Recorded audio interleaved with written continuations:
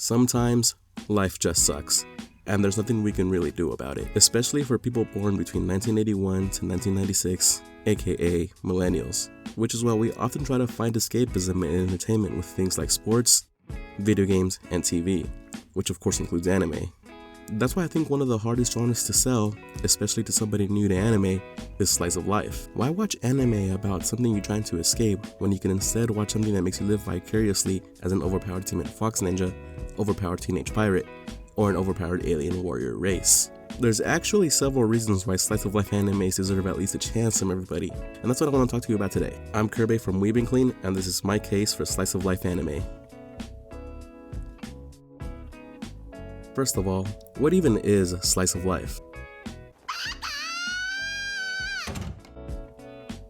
The problem with slice of life anime is that its description starts and ends in its name. Essentially, it's a genre about nothing specific. Its vagueness can technically mean it can be applied to anything and everything, not unlike footsies and fighting games. So what makes the experienced weebs classify a show as a slice of life after just one episode, or even less? After all, you'd be hard-pressed to find an avid anime watcher that would call the Dragon Ball series a slice of life. I think a good rule of thumb to identify a slice of life is whenever the show has no real consequences or conflicts. If the characters seem to have no change in the beginning to the end, or if the world they reside in was never really affected by the characters' actions, then it's a good chance you're watching a slice of life. Basically, it's a genre that tells you more about what it doesn't have, rather than what it does.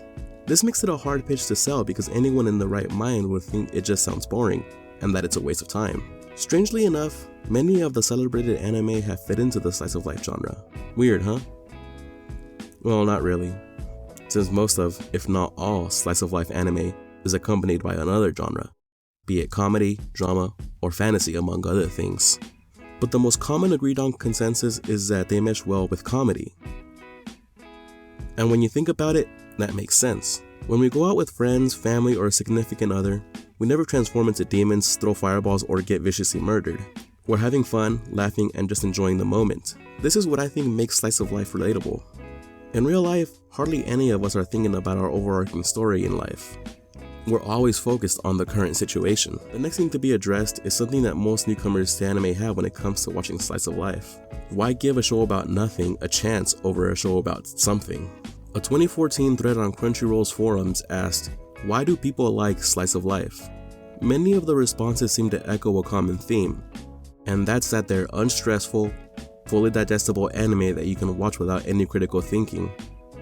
I honestly don't see this as a bad thing. In fact, many of those same people say they watch it primarily as a way to relax. And there's nothing wrong with taking a break from gore or action to watch a cute anime girl act the same way that you did in high school.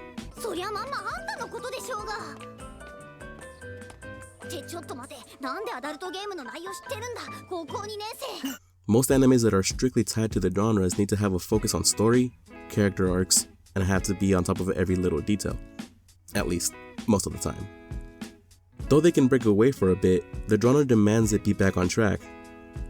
What I mean by that is, for example, even when shows like My Hero Academia have episodes focusing on comedy or drama, we still expect it to dive right back into the action because, well, it's a shonen. Shows like that often demand awareness and critical thinking from the viewer, and when we're fully invested in the story, we're glad to oblige. Although this kind of orange clockwork-like torture is fun to participate in, it does drain quite a bit of energy, which is why the average person that's had a rough day at work will gravitate towards a show like Lucky Star or Azumanga Daioh, as opposed to shows like Death Note or Attack on Titan. I don't believe that there should always be a hard requirement on having to use a lot of energy to view a show. It's nice to have anime that can work without having twists and turns come left and right. I think my friend Juan and fellow WeebNClean member put it best. They can feel more real and insightful without the need for an elaborated overarching narrative. Easily episodic or loosely progressive to a goal, bonus points. Easily digestible as well. I don't gotta pause and think every damn time something happens. So at this point, I think we've established that slice of life can work with just the bare minimum. But that's not to say that any lazy mangaka or director can just throw anything on a paper and it'll stick. They still have to make characters that are believable and enjoyable. And although having an overarching story isn't mandatory, you still have to make the story and characters within the episodes entertaining enough to make us want to come back for another day in these characters' fictional lives. Luckily, I think most studios seem to be aware about what makes a slice of life work. Sure, it's a genre about nothing, but I think that's the beauty of it. Life itself is full of so many emotions, not just one tone, and if done right, a mangaka or a director can capture the parts of life that makes us feel something. Sometimes, life just sucks. The key word being sometimes. Thankfully, there's a genre of anime that shows us the times where it doesn't suck, even if it's only a little slice of it.